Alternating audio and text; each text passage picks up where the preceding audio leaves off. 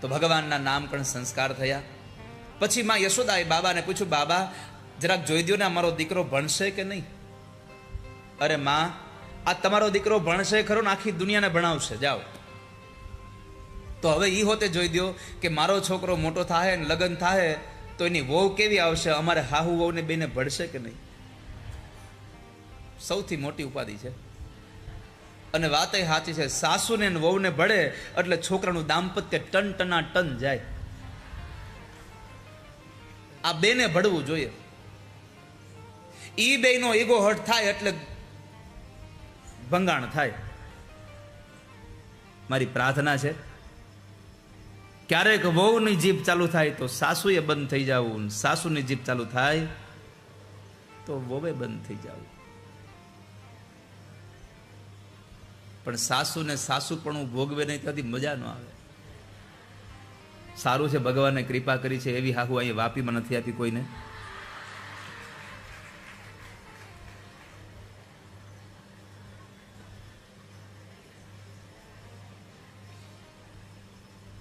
પેલા ખબર છે આપણા ઘરમાં દીકરી યુવાન થતી ને એટલે આપણા સગા સંબંધી આડોશી પાડોશી બધા શું કહેતા ખબર?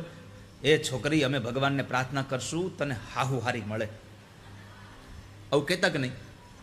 હે, હવે છોકરાની માં પ્રાર્થના કરે છે, હે ભગવાન. કેટલો અનુભવ તમને છે બોલો. તમે તમારી જાતે જ બોલી ગયા. પેલા છોકરીઓને ચિંતા રહેતી હતી કે હાહુ હારું મળે તો હારી. હવે હાહુ ચિંતા કરે છે કે વહુ સારી મળે તો સારું. બધા જ પોતપોતાની જગ્યાએ સારા હોય છે.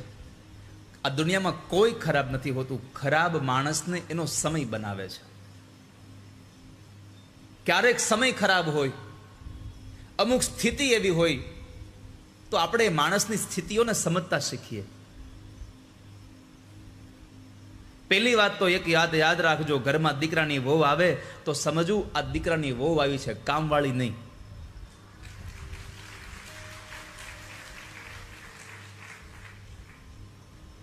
આ દીકરાની વહુ છે.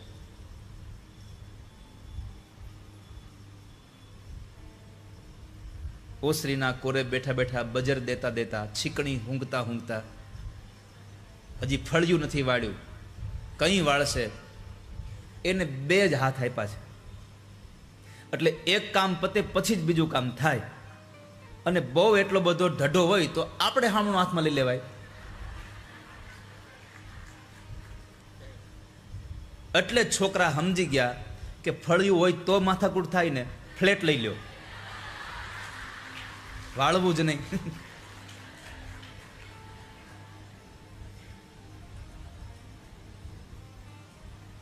આ તો હું બધી જ બારગામની વાત કરું છું, કારણ કે હવે ખાલી કાલનો દાડો રોકાવાનો છે અને પછી તો એને આવજો.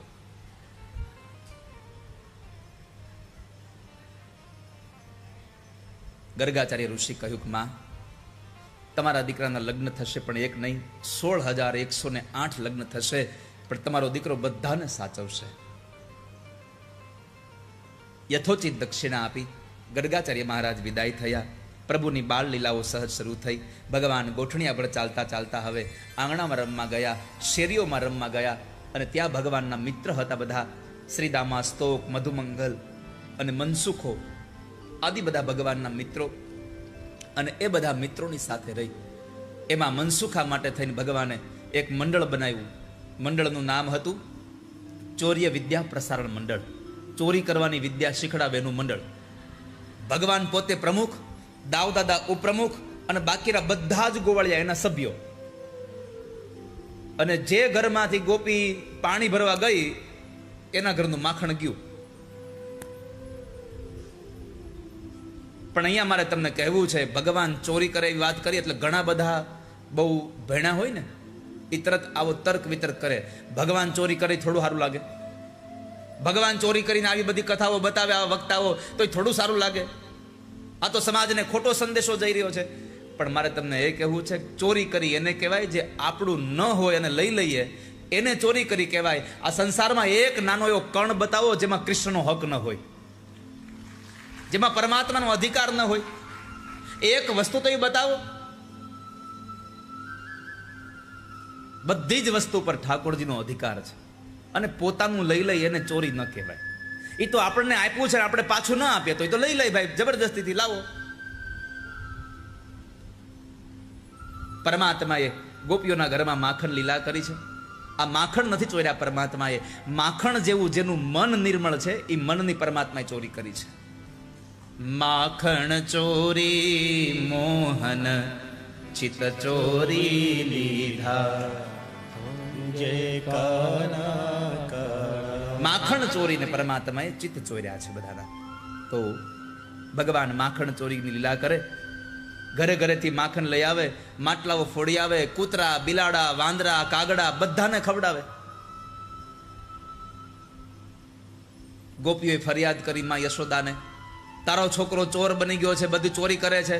યશોદાએ વ્રજની ભાષામાં કીધું, ગારી નાહી દીજો સખી, ગારી નાહી દીજો, મુજ ગરીબન કો જાયો હે, ગારી નાહી દીજો. તમે એને ગાળો ન દો ચોર કહીને, હજી મારે એને પરણાવો છે, તમે છાપ ખરાબ કરી નાખો તો છોકરી કોણ દેશે એને? તમારા ઘરમાંથી જેટલું માખણ મારો છોકરો લઈ ગયો હોય એનું ડબલ લઈ જાઓ, પણ મારા છોકરાને ખબરદાર કોઈ ચોર કીધો છે તો. એક ગોપી કહે છે કે તારો છોકરો કદાચ અમારા ઘરમાં માખણ ખાઈ જાય અમે તને કેવા આવીએ? યશોદા કે આખું ગામ તો ભેગું થઈને આવ્યું છો, પાછું ના પાડો છો. ગોપી કહે છે કે યશોદા, તારો છોકરો એકલો માખણ ખાઈ જતો હોય તો અમે કાંઈ ન કહીએ. તારા છોકરાને કે આખા ગામના છોકરાને લઈને આવે છે ભેગો. ભગવાનને બોલાવ્યા, કનૈયા અહીંયા આવ. આ ગોપી એમ કહે છે તું બધાના ઘરે માખણ ખાઈ છે, બધા છોકરાઓને ખવડાવે છે. માં, અમે કોઈના ઘરે માખણ લેવા જતા નથી, એના છોકરાઓ અમને ખવડાવે છે, અમે કઈ કોઈ ઘરે ખાતા નથી. વળી યશોદાએ એ વાતને પણ જવા દીધી, કીધું કે ગોપીઓ આમ પણ છોકરા આપણા જ છે ને ક્યાં કોઈ બહારના છે. તે ગોપી કીધું તારો છોકરો એ પોતે ખાય, ગામના છોકરાને ખવડાવે એનો વાંધો નથી, પણ એ કૂતરા બિલાડાને ખવડાવે છે, વાંદરાને ખવડાવે છે. માએ ભગવાન સામું જોયું, કીધું કનૈયા આવું હોતે કરે છે? ભગવાને કીધું માં, તમે નહોતું કીધું બધાને ખવડાવીને ખાવાનું? તમે શીખડાવ્યું છે બધાને ખવડાવીને ખાવાનું. અને અમે બધા માખણ ખાતા હતા ને માં, તો એ અમારી સામું ટગર ટગર જોતા હતા, અમને એમ થયું કે એનો જીવ પડશે આમાં, એટલે એને ખવડાવ્યું. વળી માએ ઓવાળા દીધા, વારી જાઓ લલ્લા, તુજ પર વારી જાઓ. ગોપીઓ જો તો ખરા, મારો દીકરો નાનો છે તો બધાનું કેવું ધ્યાન રાખે છે. એક ગોપી કહે છે કે હાલમાં ઈ મુખ,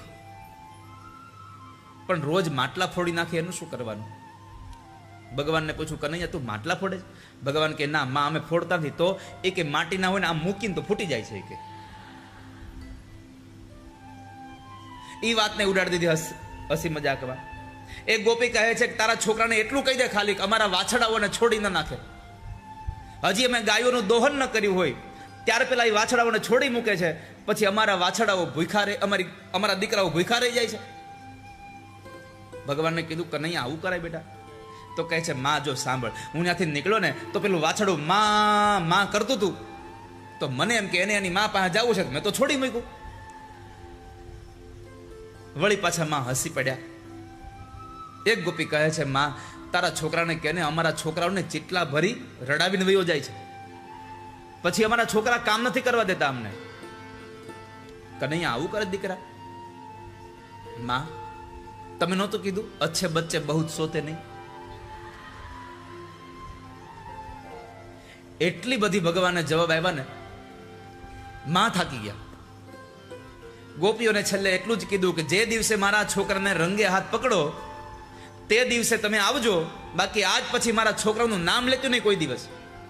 બધી ગોપી ગઈ. બધી ગોપી પોતપોતાના ઘર યમુના કિનારે ગઈ.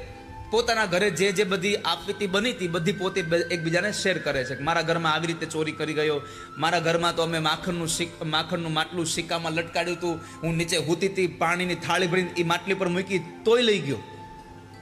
તે ગોપી કીધું તું ઉઠી નહીં એલી પાણીનો ઢોળાણો? એ કે મને બેન ખબર જ ન પડી. કેમ? તો કે બપોરે હું પૂરણપોળી ખાઈને હોઈ ગઈ હતી. 2 ખાવાની હતી 4 ખાઈ ગઈ, પછી નીંદર ન ચડી, મને પૂરણપોળી ચડી. ભગવાનની આવી અદ્ભુત લીલાઓનું વર્ણન સુખદેવજી મહારાજ કરે. એમાં એક પ્રભાવતી નામની સ્ત્રી હતી, એણે જરાક આમ આકરા સ્વભાવની. એણે બધી ગોપીઓને કીધું, તમારા ઘરમાં આવે એ તો માખણ લેવા આવે, મારી ઘરે વાહો ભાંગી નાખું. બરાબર. ગોપીઓએ બધી હાંજે આવી એના છોકરાઓને કીધું કે તમે બધા અમારા ઘરમાં આવો છો, બાકી કોઈક દિવસ જાઓ લ્યો ઓલી પ્રભાવતીના ઘરે, ઓલી હાડકા ભાંગી નાખે તમારા. તે સવારમાં બીજા દિવસે આ બધા ગોવાળિયાઓએ કનૈયાને કીધું, કનૈયા પ્રભાવતી આવું બધી કહે છે, શું મારા ઘરમાં આવે તો ભાંગી નાખું હાડકા? ત્યાં પ્રભાવતીનો દેર બોલ્યો, કનૈયા મારા ભાભીએ આજ જ માખણ બનાવ્યું છે, હાલો ત્યાં. એક ગોવાળે કીધું, કનૈયા રેવા દે, દેવ ડેરા મૂકીને હનુમાનની અડફેટે ન ચડાય, ન્યા નહીં. ભગવાને કીધું આજ માખણ ખાવું તો પ્રભાવતીના ઘરનું, નકર માખણ જ નહીં. બે છોકરાઓને મોકલ્યા, જોયાઓ જાઓ ગોપી ઘરમાં છે. ગોવાળિયાઓની એક જ પેટર્ન, આવીને સીધું પાણીયારામાં જોવે, જો માટલા હોય તો ગોપી ઘરમાં છે, માટલા ન હોય તો પાણી ભરવા યમુના કિનારે ગઈ છે. ગોવાળિયા આવીને કીધું કે ગોપી નથી, હાલો. આખા ગામના છોકરાને લઈને ગયા, માખણ ખાધું, માટલું બહુ